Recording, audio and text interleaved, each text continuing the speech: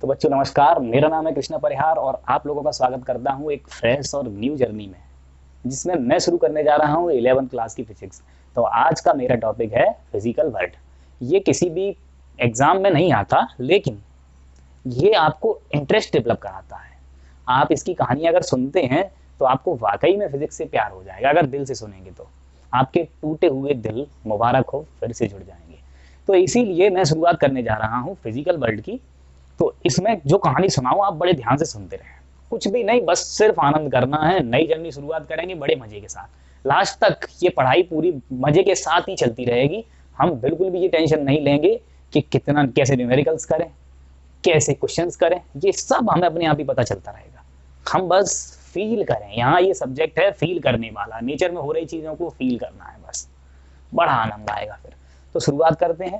पहले हम लिखेंगे कि फिजिकल वर्ल्ड में व्हाट इज फिजिक्स। तो ये जो है फिजिक्स जो वर्ड है ना, ये लिया गया है ग्रीक वर्ड फ्यूजियस से, जिसका मतलब होता है नेचर। तो अब हम लिखेंगे इसमें the branch of science in which we deals with the laws of nature. इस वाली ब्रांच में हम नेचर के लॉ के साथ डील करते हैं। उदाहरण के द्वारा अपनी बात को समझाता हूँ। नेचर के लॉज के साथ कैसे डील करोगे। मान लो कि आप पहली बार क्रिकेट का मैच देखने गए। आप क्रिकेट के बारे में कुछ भी नहीं जानते, लगातार देखते रहेंगे तो कुछ समय बाद समझ में आएगा कि एक ही चीज बार बार हो रही है। बार बार होने में जैसे कि कोई बॉलर है तो वो 6 बॉल फेंकता है। तो ये आप लगातार देखते रहेंगे तो आपको ऑब्जर्व हो जाएगा। ये आपने लगातार क्रिकेट के नियमों को ऑब्जर्व कर लिया देख देख के। ऐसे ही अगर हम यहाँ धरती पे बैठ जाएं या नेचर में कोई भी चीज ऑब्जर्व करें, जैसे ये नीचे टपका, कोई और चीज नीचे कोई टपकी, यानी कि अर्थ जो हमारी है वो एक फोर्स लगा रही है नीचे की ओर। ये लॉ बाद में बना, लेकिन पहले नेचर में ये सारी की सारी चीजें हो रही थी एक्चुअली। तो इसी को देख देख करके लॉ बनाए गए। तो फिजिक्स में एक्चुअली ऐसे ही नेचर में हो रही घटनाओं के लॉ बनाए जाते हैं।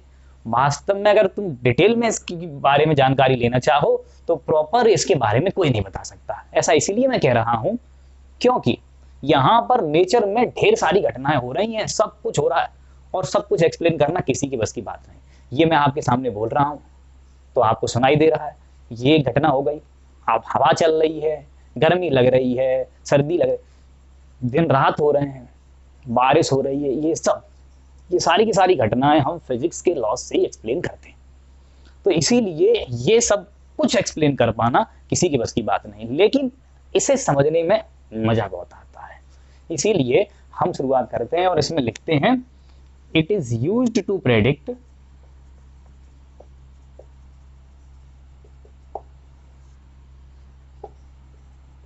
Present, past and future. अब ये मैंने कैसे कह दिया, इसको प्रेजेंट, पास्ट और फ्यूचर सब कुछ प्रेडिक्ट करने के लिए यूज कैसे किया जा सकता है। देखो ऐसा इसलिए मैं कह रहा हूं कि मान लो आपने ये ऐसे करके एक बॉल फेंकी, ऐसा प्रोजेक्टाइल वाला पाथ फॉलो करते हुए जाएगी और आप बाकायदा यही कैलकुलेट करके बिना किसी फीते से नाप के भी ये बता सकते हैं कि ये कितनी दूर जाके गिरेगी। तो ये एक फिजिक्स का तरीका है। तो इसका मतलब अगर किसी ने 2 दिन पहले कोई चीज फेंकी होगी तो वो पास्ट में भी कितनी दूर गिरेगी वो भी कैलकुलेट करके बता सकता है। और उसने कोई भी चीज पास्ट में खुद नहीं गया लेकिन फिर भी प्रेडिक्ट कर दिया।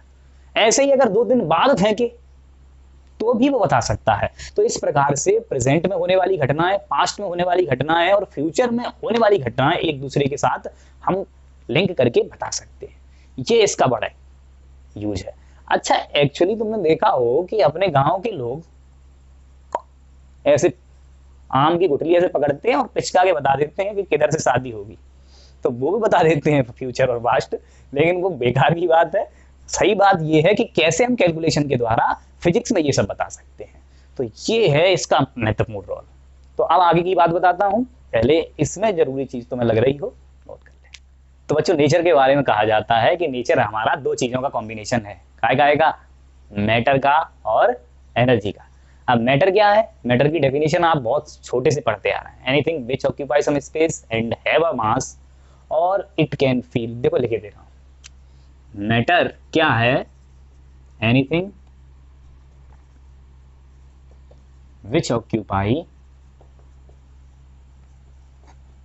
सम space and have a mass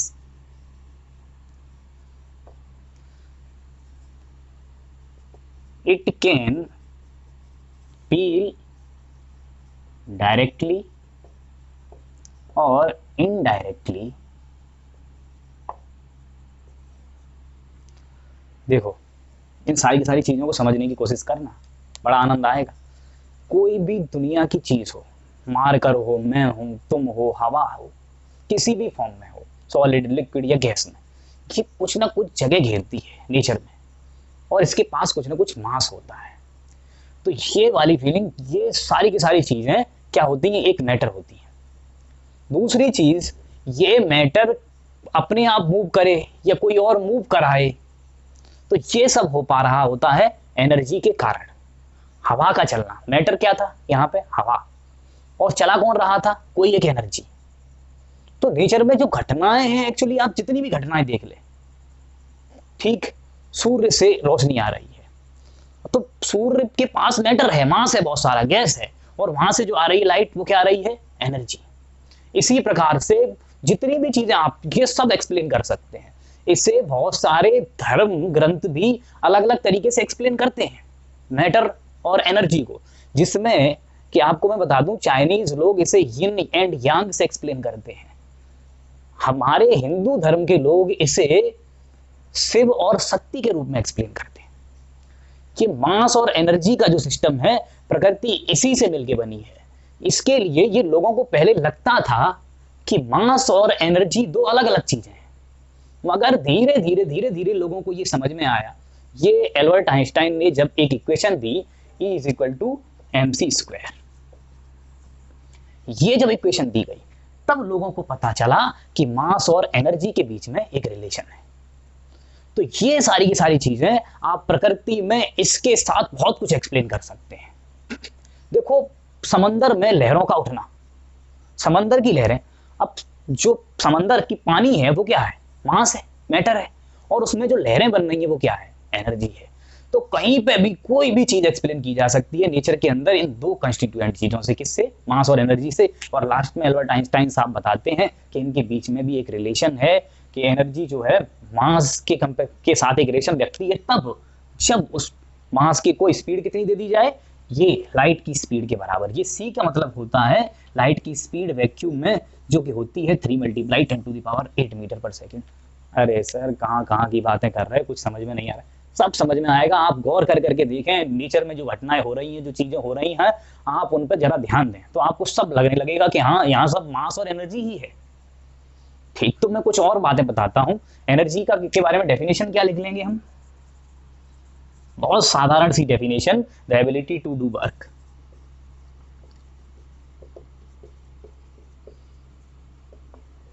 ठीक, ये सारे के सारे नेचर के जो लॉ हैं, फिजिक्स में हम थ्योरेटिकली कोई चीज बनाने के लिए इसमें दो फिनोमेना पढ़ते हैं।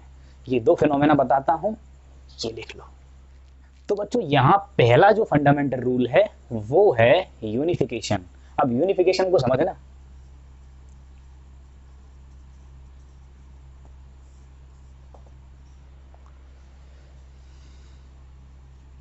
Various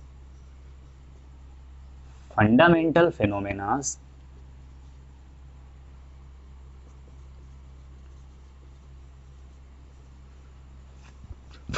can be explained by few laws। कुछ लॉस के द्वारा बहुत सारी चीजों को एक्सप्लेन कर देने वाला जो तरीका होता है वो कहलाता है यूनिफिकेशन। अब कुछ एग्जांपल के द्वारा अपनी बातों को समझाता हूं। जैसे ये मार्कर यहां टपक रहा है, क्या हो रहा है? फ्री फॉल, ग्रेविटी लग रही है। ऐसे ही अर्थ के अबाउट सन रोटेट कर रहा, क्या हो रहा है? ग्रेविटी लग रही है। सैटेलाइट मूव कर रही है अर्थ के अराउंड, क्या हो रहा है? ग्रेविटी लग रही है। सन के अराउंड अर्थ मूव कर रही है, क्या हो रहा है, ग्रेविटी लग रही है। तो इन सारी की सारी चीजों को एक छोटे से फंडामेंटल फिनोमेना से समझा दिया, और वो क्या है, यूनिवर्सल लॉ ऑफ ग्रेविटेशन। ये जो कोई भी फंडामेंटल फिनोमेना होता है, ये एक्चुअली प्रैक्टिकली चीजों को नोटिस कर करके एजम्पशन बनाए जाते हैं, कुछ चीजें देखी जाती, कुछ एक फंडामेंटल यूनिफिकेशन कर से ऐसे किया जाता है यूनिफिकेशन, जिसमें हम बहुत सारी घटनाओं को देखते हैं और उसके लिए एक सिंगल थ्योरी बनाने की कोशिश करते हैं, एक सिंगल लॉ बनाने की कोशिश करते हैं। जैसे कि पेंडुलम का ऑसिलेट होना, सन का के अबाउट अर्थ का घूमना, इन सब के लिए एक फोर्स वाला फॉर्मूला बना दिया, ये सब में काम करता है। और ये सब एक्चुअली एक्सपेरिमेंट कर करके देखा जाता है। बस आप कहें कि इस लॉ को प्रूव कर दीजिए, तो ये कोई नहीं कर सकता, ये बेकार की बात है। ये तो हमने नेचर में देखा हुआ है और उसे देख देख करके ये रूल बना के तैयार कर दिए हैं। तो यूनिवर्सल लॉ ऑफ ग्रेविटेशन क्या हो गया, एक तरीका ये यूनिफिकेशन हो गया। इसके वजह से हम बहुत सारी चीजों को एक्सप्लेन कर पा रहे हैं। अब आपको मैं एक और बात बताता हूं, हम पढ़ेंगे 12th क्लास में इलेक्ट्रोडायनेमिक्स में कम 7 चैप्टर, मतलब तुम्हारी जो फिजिक्स होगी 12th क्लास की, उस 12th क्लास की फिजिक्स का लगभग 70% 60% भाग मैं कह दूं, वो सारा भाग आपका इलेक्ट्रोडायनेमिक्स कहलाता है। और मैक्सवेल ने अपनी 4 इक्वेशन से ही पूरी इलेक्ट्रोडायनेमिक्स को कवर किया। एक्चुअली हम पढ़ेंगे इसमें इलेक्ट्रोस्टैटिक्स, इलेक्ट्रोमैग्नेटिज्म,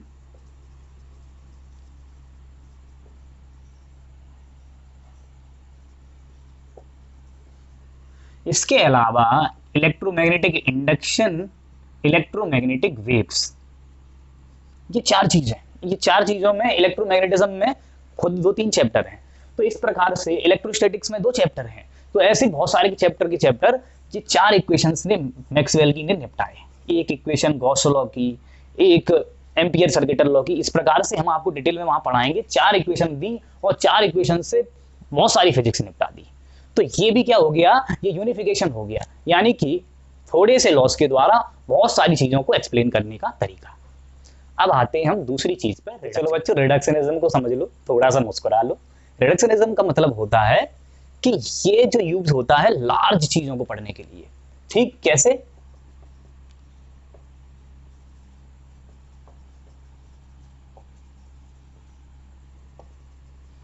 कैसे हम लार्ज चीजों को पढ़ेंगे, इससे समझना। जैसे मैं अपनी पूरी बॉडी के बारे में जानना चाहता हूं, एक्चुअली अभी फिजिक्स से रिलेट नहीं कर रहा, ये बॉडी के बारे में जानना बायोलॉजी का पोर्शन है, लेकिन रिडक्शनिज्म को समझाता हूं इससे। आप अगर पढ़ना चाह रहे हैं अपनी पूरी बॉडी के बारे में, तो कैसे पढ़ते हैं, सेल के बारे में पढ़ते हैं, इसको सबसे छोटे भाग को, फिर टिश्यू पढ़ते हैं, ऑर्गन पढ़ते हैं, ऑर्गन सिस्टम, तब पूरी बॉडी पर पहुंचते हैं। तो एक एक छोटी छोटी चीज को तोड़ के पढ़ना और उसको जोड़ के पूरी बॉडी, कंबाइंड बॉडी को पढ़ना, ये वाला तरीका क्या कहलाता है, रिडक्शनिज्म कहलाता है। इसमें हम जैसे सेल के बारे में पढ़ लिया, टिश्यू के बारे में पढ़ लिया, ऑर्गन के बारे में पढ़ लिया, ऑर्गन सिस्टम, ज़्यादा बायोलॉजी मुझे आती नहीं, एक्चुअली मैं सिर्फ समझाने की वजह से कह रहा हूँ, फिर हम पूरी बॉडी के बारे में पढ़ सकते हैं। तो ऐसे अगर हम डायरेक्टली पूरी बॉडी को जानना चाहते हैं तो हम कुछ भी नहीं जानना पाते। ऐसे ही हम जब बड़ी बड़े सब्सटेंस के बारे में जानते हैं, फिजिक्स में भी ऐसा करते हैं, तो हम एक एटम की स्टडी करते हैं, एटम से मॉलिक्यूल की स्टडी करेंगे, तब फिर और बड़ी बॉडीज की स्टडी करते हैं। तो ये वाला तरीका तोड़ तोड़ के जोड़ के पढ़ना चीजों को, ये क्या कहलाता है, रिडक्शनिज्म कहलाता है। अब आपको अभी 11th में एंटर कर रहे हो, तो इसे घबराने की जरूरत नहीं है कि ये क्या क्या पढ़ाने लगे। एक्चुअली आप धीरे धीरे सब समझ जाएंगे। जैसे मैं कुछ और एग्जाम्पल देता हूँ कि अभी हम पढ़ेंगे कुछ थर्मोडायनेमिक्स के लॉ, यहाँ फिजिक्स में भी और केमिस्ट्री में भी पढ़ेंगे। तो थर्मोडायनेमिक्स के लॉ डायरेक्टली पढ़ना संभव नहीं था कि कैसे हीट से वर्क हो रहा है, किस प्रकार से आप देखते हैं पेट्रोल डालते हैं और गाड़ी चलने लगती है, ठीक, तो एक एनर्जी वर्क कैसे कराती, ये सब क्या है, इनको एक्सप्लेन करने के लिए पहले हमने काइनेटिक थ्योरी ऑफ गैस बनाई, हम एक एक मॉलिक्यूल की स्टडी करें पहले। तो इसीलिए ये वाला जो रिडक्शनिज्म वाला तरीका है, ये बड़े बड़े चीजों को एक्सप्लेन कर देता है छोटे छोटे भागों में तोड़ करके, ठीक। तो ये वाला तरीका मुझे उम्मीद है। हम दूसरी चीज समझते हैं जिसमें हम लिखेंगे scope and excitement of physics. जरा बात को समझाता हूं। फिजिक्स में एक्चुअली बहुत लार्ज एरिया है, यूनिवर्स में कितनी सारी चीजें हो रही हैं उन सबको पढ़ना है, लेकिन इतनी सारी चीजें पढ़ना संभव नहीं। इसलिए हमने मेन दो भागों में इसको बांटा। वो मेन दो भाग कौन से हैं? एक है मैक्रोस्कोपिक, दूसरा है माइक्रोस्कोपिक। पहली बात हम आपके सामने करते हैं मैक्रोस्कोपिक पर। तो मैक्रोस्कोपिक की बात में हम आपके सामने पूरे चैप्टर लिखते हैं, ठीक? क्या क्या होता है मैक्रोस्कोपिक में, कौन कौन से भाग आते हैं, उन्हें समझिए जरा। मैं मैक्रोस्कोपिक यहां लिख देता हूं। यहां पहले आएगी आपकी बच्चों क्लासिकल मैकेनिक्स, दूसरी आएगी इसमें हीट एंड थर्मोडायनेमिक्स,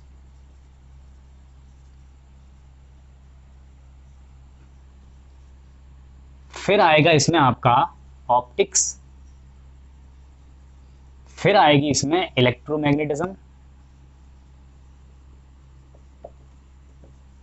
और लास्ट भाग रह जाएगा वो माइक्रोस्कोपिक का रह जाएगा। अब देखो क्लासिकल मैकेनिक्स, ये चैप्टर के नाम लिख रहा हूं, अभी बिल्कुल भी घबराने की जरूरत नहीं, इतना सब हमें पढ़ना है, वो सब कोलैप्स करके थोड़ी सी जगह बनाने की कोशिश कर रहे हैं, ठीक? इसमें हम पढ़ते हैं, चैप्टर के पूरे नाम नहीं लिखता, थोड़ी थोड़ी चीजें लिखता हूं। Kinematics, motion, laws of motion,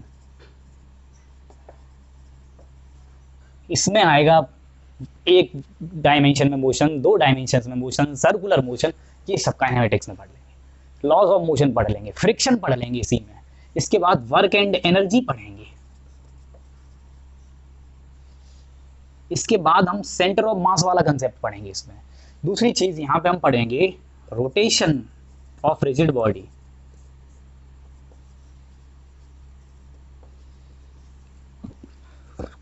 gravitation पढ़ेंगे, ठीक? ऐसी चीजें हमें इसमें पढ़नी है। और भी चैप्टर्स हैं, फ्लूइड मैकेनिक्स हो गया, mechanical properties of solid, liquid and gas,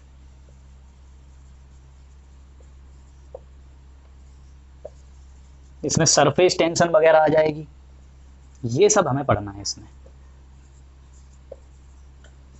ऐसे ही हीट एंड थर्मोडायनेमिक्स में हम पहले पढ़ेंगे थर्मल एक्सपेंशन, कैसे चीजें एक्सपेंड करती हैं टेम्परेचर बढ़ाने, जैसे मैं इसको गर्म कर दूं तो पिघल के फैल जाएगा, ये सब। उसी के साथ फिर हम कैलोरीमेट्री पढ़ेंगे, ठीक? तो इसमें हो गया थर्मल एक्सपेंशन, हो गया कैलोरीमेट्री, हो गया, इसके अलावा इसमें काइनेटिक थ्योरी ऑफ गैस हो गया, लॉस ऑफ थर्मोडायनेमिक्स हो गए, इसके अलावा इसमें हो जाता है हीट ट्रांसफर। इतनी सारी चीजें हम पढ़ेंगे। और कुछ और पढ़ते हैं, वेव्स एंड साउंड।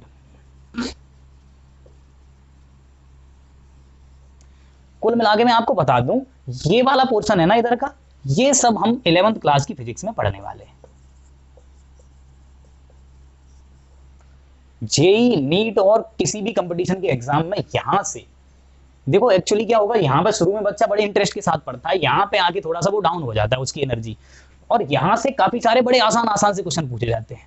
तो हमें अपनी बिल्कुल अभी कूल रहना है, ज्यादा एनर्जी यहाँ डाउन नहीं करनी, यहाँ ज्यादा ताकत नहीं लगानी, ये यहाँ के लिए बचा के रखनी है 11th में इन चैप्टर्स के लिए।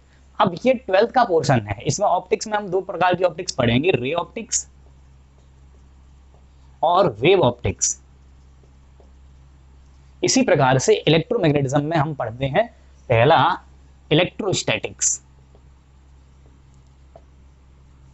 चार्ज रेस्ट पर हो, ये इस शब्द का मतलब है। पॉजिटिव चार्ज, नेगेटिव चार्ज, दो टाइप के चार्ज हैं, कैसे फोर्स लगा रहे हैं, ये सब इलेक्ट्रोस्टैटिक्स में पढ़ना। फील्ड कैसा बना रहे हैं, ताकत कितनी लगानी पड़ेगी, कितनी एनर्जी स्टोर कर रहे हैं, ये सब दो चैप्टरों में पढ़ना है हमें, ठीक? इलेक्ट्रोस्टैटिक 1 और 2। दूसरी चीज इसमें हमें पढ़नी है करंट इलेक्ट्रिसिटी, चार्ज दौड़े तब क्या होगा, करंट दौड़ेगा, किरचॉफ के नियम वगैरह, ये सब इसमें, ठीक? मैग्नेटिज्म, मूविंग चार्ज, तो मैग्नेटिज्म के बारे में पढ़ना है। इसके बाद हमें इलेक्ट्रोमैग्नेटिक इंडक्शन पढ़ना है, इसमें अल्टरनेटिंग करंट पढ़ना है, इलेक्ट्रोमैग्नेटिक वेव्स पढ़ना है। ये सब हमारा पोर्शन हो गया बच्चों मैक्रोस्कोपिक फिजिक्स का। यहाँ पर लार्ज सिस्टम के बारे में स्टडी हो रही होती है, और कैसे, यूनिफिकेशन और रिडक्शनिज्म के द्वारा। तो ये सारी की सारी चीजें आती हैं मैक्रोस्कोपिक फिजिक्स में। दूसरी अब हम करते हैं बात माइक्रोस्कोपिक की, ये स्क्रीनशॉट ले रहे हैं। तो माइक्रोस्कोपिक में आप समझ गए होंगे, यहाँ छोटे छोटे पार्टिकल के बारे में स्टडी हो जाएगी। इसकी मैकेनिक्स को, जो जो मैक्रोस्कोपिक वाली मैकेनिक्स थी उसे क्लासिकल मैकेनिक्स कहा जाता था, और माइक्रोस्कोपिक वाली को कहा जाता है क्वांटम मैकेनिक्स। तो माइक्रोस्कोपिक, क्वांटम मतलब छोटे पार्टिकल्स के बारे में स्टडी। तो माइक्रोस्कोपिक क्यों कह रहे हैं, क्योंकि ये माइक्रोस्कोप से ही देखे जाएंगे ना छोटे छोटे पार्टिकल्स। हाँ, तो इसमें हम पढ़ेंगे इलेक्ट्रॉन की स्टडी, प्रोटॉन की स्टडी, न्यूट्रॉन की स्टडी, ये भी चैप्टर्स के नाम से ही पढ़ेंगे। लाइट के पार्टिकल, फोटोन की स्टडी, ठीक, एटम के बारे में प्रॉपर, न्यूक्लियस के बारे में, फोटोन के डुअल नेचर के बारे में पढ़ते हैं, और पढ़ते हैं सेमीकंडक्टर।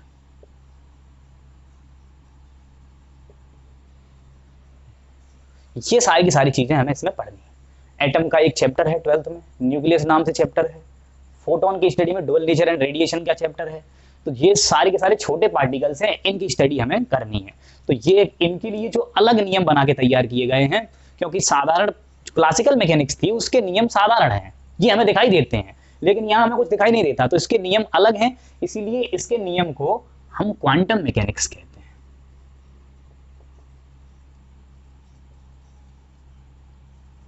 और उसके नियम किसमें आ रहे थे, क्लासिकल मैकेनिक्स में। ठीक, तो ये हो गए आपके दो भाग।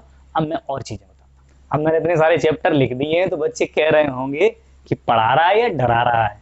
शुरुआत में इतने सारे चैप्टर लिख दिए, कह रहे थे बड़ा मजा आएगा, क्या खाक मजा आएगा? आएगा, क्योंकि जो चीजें इसमें तुम पढ़ोगे उससे दुनिया में बहुत सारी एक्साइटमेंट वाली चीजें जानोगे। कैसे, मैं आपको समझाता हूँ। हम पहले जो मैकेनिक्स पढ़ते हैं इसमें पढ़ते हैं लीवर सिस्टम। इससे हमने तरीके की नई मशीन्स बनाई। सबसे पहले हमने एडवुड मशीन, पुली बनाई, जिससे हमारी बहुत सारी चीजें, आप देखते हैं पहले कुएं में से पानी खींचने के लिए ऐसे रस्सी का इस्तेमाल किया जाता था। आपको कुछ क्वेश्चंस कराऊंगा जिसमें आपको पता चलेगा कि डायरेक्टली हाथ से रस्सी पकड़ के खींचो और पुली के द्वारा खींच लो, बड़ा आसानी से खींच जाता है। तो ये वाला सिस्टम धीरे धीरे जो डेवलप हुआ, उससे मशीनों का आविष्कार हुआ। तो कुछ चीजें मैं आपको ऐसी बता रहा हूं, इसीलिए आपको आनंद आएगा। यहां आपको सब प्रैक्टिकली दिखाई देगा, मशीन्स में घुसने में आपको आनंद आ जाएगा। ठीक, तो पहले इसमें हम पढ़ते हैं लीवर सिस्टम, जिससे क्या डिस्कवर हुई, मशीन्स, मैकेनिक्स में। ठीक, इसी के साथ फ्लूइड फ्लो के बारे में हम पढ़ते थे, कैसे पानी बहता है, कैसे हवा बहती है, इसके जो लॉ बनाए गए, बर्नौलीज थ्योरम एक पढ़ाई जाएगी, उसी के कंसेप्ट पे हवाई जहाज चलते हैं। फ्लूइड के फ्लो के हिसाब से पानी के जहाज चलते हैं। आप देख रहे हैं जहाजों ने, रॉकेट ने कितना चमत्कार कर दिया इस दुनिया में, कितनी छोटी बना दी है दुनिया। नहीं, पहले 15-15 दिनों में, महीनों में पहुंचता था आदमी एक जगह से दूसरी जगह। तो ये सारी की सारी चीजें, फ्लूइड फ्लो की स्टडी, इसने किसका निर्माण किया, प्लेन्स का। तो बड़ा आनंद आया, बहुत सारी चीजें हमें ऐसी टेक्नोलॉजी में मिल गई। ठीक, और आपको समझाता हूं, हम पढ़ते हैं हीट एंड थर्मोडायनेमिक्स।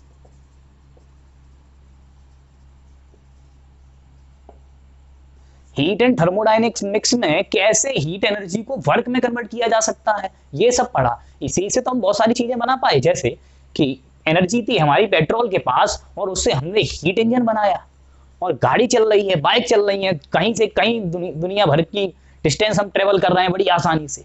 ये सब इन चीजों से संभव हुआ है। तो मोटर व्हीकल वगैरह, ये सब किसकी देन है, इन चैप्टर्स की देन है। ये चैप्टर्स में हमने जो लॉ पढ़े होंगे, उन्हीं लॉ को अप्लाई किया गया है रियल दुनिया में, और नई नई मशीनें बन के तैयार हो गई हैं।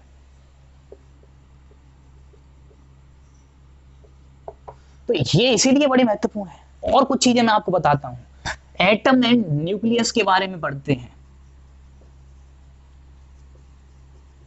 इससे हमने एटम और न्यूक्लियर बम बना लिए हैं, ऐसे वेपन्स बना लिए हैं कि यहीं बैठ के पूरी दुनिया को उड़ा सकते हैं। अब ये करना है तो खतरनाक ही, लेकिन एक पावरफुल बनना इंसान के मन में होता ही है। तो ये सब चीजें इसमें हम लास्ट में ये पढ़ेंगे सब।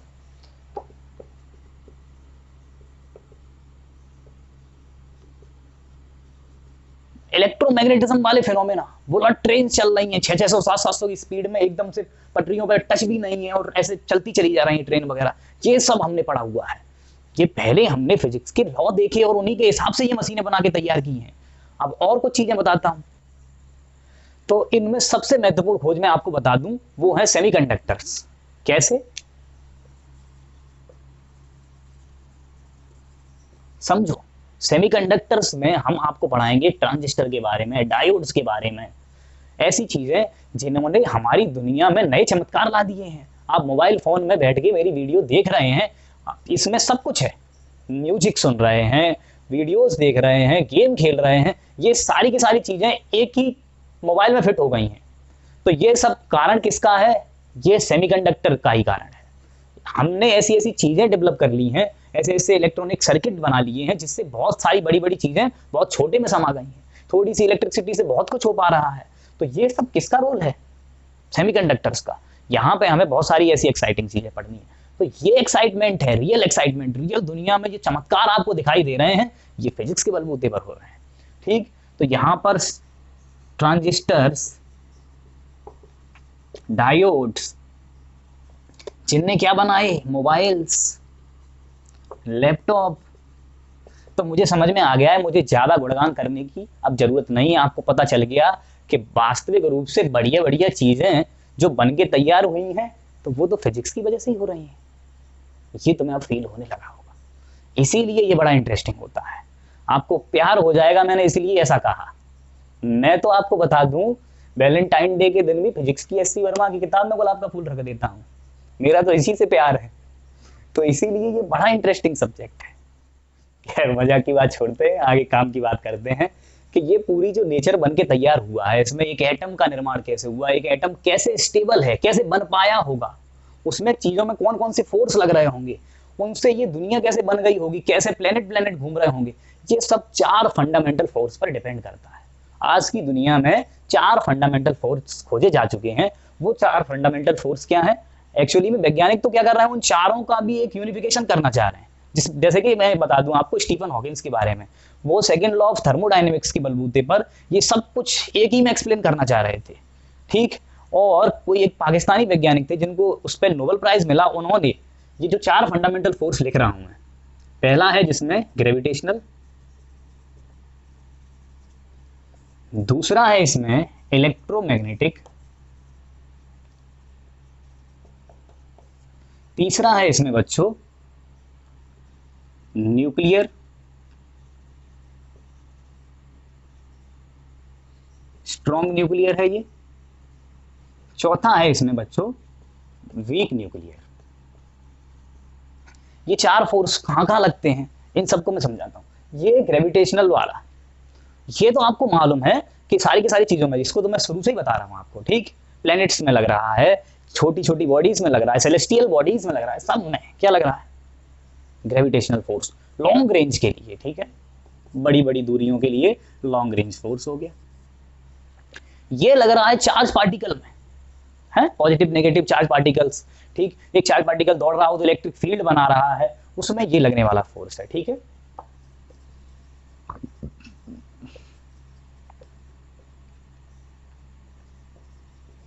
ये जो है ना स्ट्रॉन्ग न्यूक्लियर फोर्स, ये लगता है प्रोटॉन प्रोटॉन प्रोटॉन न्यूट्रॉन में, न्यूट्रॉन प्रोटॉन। अब देखो समझाता हूं कुछ चीजें, जैसे कि आपके पास मान लो एक एटम है सोडियम का, इसमें कितने प्रोटॉन हैं? 11। कितने न्यूट्रॉन हैं? 11। और सबके सब छोटे से सेंटर में बंद हैं। आपको पढ़ाया जाएगा Bohr model, Rutherford model atom का। तो इतनी सारी की सारी चीजें एक सेंटर में बंद है, तो सेंटर में पॉजिटिव का पॉजिटिव चार्ज बंद है। तो इतना सारा पॉजिटिव चार्ज एक दूसरे को रिपेल करता है कि नहीं? करता है। फिर इतना सारा पॉजिटिव चार्ज रिपेल करने के बावजूद भी छोटी सी जगह में कैसे टिका रह गया? तो इसमें लग रहा होता है proton neutron proton proton neutron neutron के बीच, सबके बीच में पेयर में क्या लग रहा होता है? यही स्ट्रॉन्ग न्यूक्लियर फोर्स।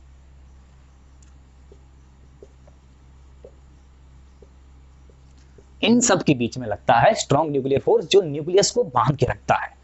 ये है लास्ट फोर्स, वीक फोर्स। ये लग रहा होता है छोटे छोटे पार्टिकल, बीटा नेगेटिव पार्टिकल्स में वीक न्यूक्लियर फोर्स। इसके बारे में तुम्हें 12th तक कुछ भी नहीं पढ़ना। ठीक, यहां पे भी लास्ट में आगे थोड़ा सा 12th में आएगा ये, लेकिन ये और ये बड़े महत्वपूर्ण है। तो ये नेचर में एग्जिस्ट करते हैं 4 प्रकार के फोर्स, और इन्हीं से दुनिया की सारी चीजें बन के तैयार हुई हैं। आज की तारीख में तो एक और पार्टिकल खोजा गया है जिस पर 5वें फोर्स की भी बातें हो रही हैं। उसके बारे में मैं आपको यहाँ बता नहीं रहा हूँ कुछ भी, आप जाके नेट पर सर्च करके देखें कि 5वें फंडामेंटल फोर्स के बारे में किसके लिए बातें हो रही हैं। ठीक, तो पहले आपको ये 4 फोर्स के बारे में बता दूं। कुछ वैज्ञानिक तो कोशिश कर रहे हैं कि एक ऐसी थ्योरी डेवलप की जाए जिससे चारों के चारों फोर्स एक ही फॉर्मूले से बताए जा सकें। ठीक है, तो ये सारी की सारी चीजें हैं। यूनिफिकेशन वाला तरीका जो यूज हो रहा था वो उनसे ये पूरे नेचर को एक्सप्लेन किया जा सकता है 4 फोर्सेस से। ठीक, तो आगे की बातें मैं बताता हूँ इसमें। तो बच्चों अब हम बताते हैं आपको नेचर ऑफ फिजिकल लॉस के बारे में। फिजिकल जो लॉ दिए गए हैं उनकी नेचर क्या है। तो 2 टाइप की क्वांटिटी हैं। पहली बात वेरिएबल्स और कंजर्व्ड। ठीक, तो वेरिएबल क्वांटिटीज के लिए तो डिफरेंट फॉर्मूले हैं, लेकिन कंजर्वेशन के लिए कुछ लॉस हैं कंजर्व क्वांटिटी के लिए। ठीक है, तो जिनमें से आता है पहला law of conservation of energy.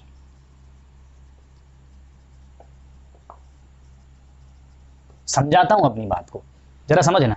जैसे मैंने क्या किया कि एक मार्कर को यहां से उठा करके फेंक दिया ऊपर की तरफ, तो मैंने इसमें स्पीड दी, तो कौन सी एनर्जी दी, काइनेटिक एनर्जी। तो धीरे धीरे धीरे धीरे धीरे वो स्पीड इसकी घटी और मैक्सिमम पर पहुंची, फिर एक बार रुक गई, फिर ये तेजी से नीचे आई।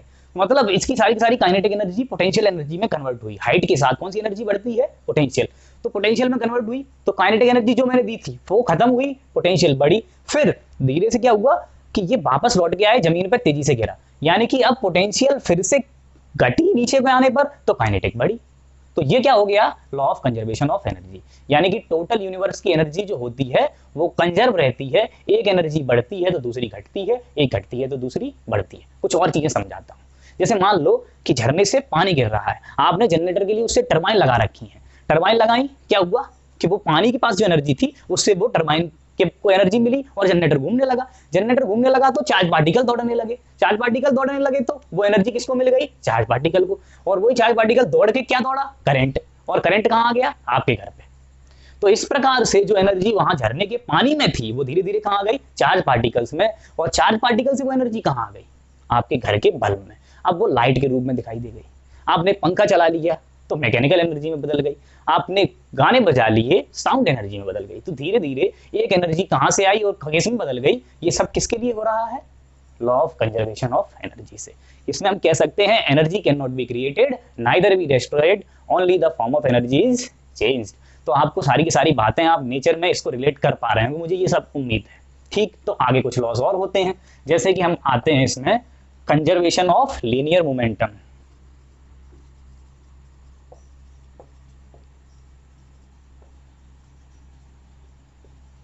ये सब हम पढ़ेंगे। कभी भी किसी भी बॉडी पर एक्सटर्नल फोर्स नहीं लग रहा हो तो मोमेंटम कंजर्व रहता। जैसे कि एक बंदूक और उसमें भरी हुई गोली, तो देखो बंदूक की गोली जैसे ही बाहर निकलती है तो बंदूक में झटका पीछे लगता है। क्यों, क्योंकि उस पर बाहर से कोई फोर्स नहीं था, बंदूक का अंदर का फोर्स था। तो एक का मोमेंटम आगे को तो दूसरे का पीछे को, टोटल मोमेंटम बराबर पहले जीरो था वो बाद में भी जीरो आ जाएगा। ऐसी बहुत सारी चीजें आपने 9th में भी पढ़ी हुई होंगी। तो ये हो गया law of conservation of linear momentum. अब दूसरा आते हैं कंजर्वेशन ऑफ एंगुलर मोमेंटम।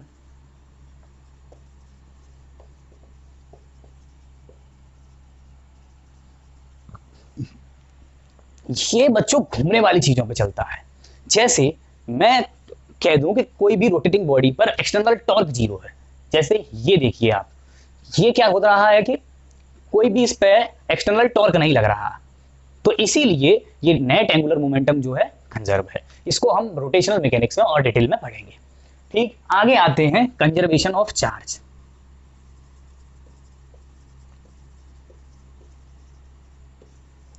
अब चार्ज किसी भी बॉडी पर जो आता है 12th में हम पढ़ाएंगे आपको कि इलेक्ट्रॉन के ट्रांसफर के कारण आता है किसी भी एटम से। क्या कहाँ की बातें एक ही दिन में पढ़ा दोगे सर, लास्ट थोड़ी सी बातें हैं और सुन लीजिए। यही सब डिटेल में पढ़ना है हमें, आज की जो मैं बातें बता रहा हूँ। अगर आपने इसमें इंटरेस्ट डेवलप कर लिया तो 12th तक की टोटल फिजिक्स आपको आनंददायक लगेगी। तो इसमें हो क्या रहा है, कंजर्वेशन ऑफ चार्ज में इलेक्ट्रॉन के जाने की वजह से चार्ज आ रहा है। तो कोई एक सिस्टम है, जैसे मान लो ये कमरा है, तो मेरे पास से इलेक्ट्रॉन गए इस मार्कर पे पहुंचे, तो मुझ पे कैसा चार्ज आ गया, इलेक्ट्रॉन की जाने की वजह से पॉजिटिव, और इलेक्ट्रॉन पे होता है नेगेटिव चार्ज, तो मार्कर पे आ गया नेगेटिव। यानी कि अगर टोटल चार्ज तो कंजर्व है, अगर मुझसे चार्ज गया है तो इस पे आ गया है। कुल मिलाकर के पहले जितना चार्ज था अभी भी उतना ही चार्ज है। तो ये हो गया कंजर्वेशन ऑफ चार्ज। और एक मैं आपको बता ही चुका हूं, conservation of mass and energy equivalence E equal to mc square. ऐसे बहुत सारे कंजर्वेशन के लॉ बनाए जा सकते हैं और आगे भी बनाए जा रहे हैं। ऐसा नहीं है फिजिक्स में, मैं आपको बता दूं, लिमिटेड कुछ भी नहीं है, यहाँ अनलिमिटेड है। यहाँ पर चीजों को मॉडिफाई भी किया जाता है। जो भी चीजें अगर लगती हैं कि गड़बड़ हैं तो सुधार करने के लिए नई थ्योरी भी डेवलप की जाती है। जैसे कि निकोलस कॉर्पेनिकस ने दी थी हेलियोसेंट्रिक थ्योरी, जिसमें उन्होंने माना था कि सन के अबाउट कोई भी प्लेनेट सर्कुलर ऑर्बिट में रोटेट कर रहा है। बाद में उससे सारे के सारे लॉ सही से एक्सप्लेन नहीं हो पा रहे थे, तो फिर Kepler's law of planetary motion में यह बताया गया कि सारे के सारे प्लेनेट सन के अबाउट सर्कुलर नहीं इलिप्टिकल ऑर्बिट में घूम रहे हैं। तो मुझे ये सब बताते हुए आपको अभी ये लग रहा है कि आपको ज्यादा अजीब लग रही होंगी चीजें, लेकिन ये सब आपको डिटेल में पढ़ना है। तो ये इंटरेस्ट डेवलप कराने के लिए था खाली चैप्टर। आप बस मुझे कमेंट में ये बताते रहें, जिससे मुझे मोटिवेशन मिलता रहे कि मैं सही काम कर रहा हूँ, सही पढ़ा रहा हूँ। बस मुझे इसके अलावा कुछ भी नहीं चाहिए। तो मैं आपके लिए टोटल सारी के सारी 11th का 12th का पूरा पोर्शन यहाँ धीरे धीरे अपलोड कर दूंगा और आप पढ़ाई करते रहें। Welcome to class 11।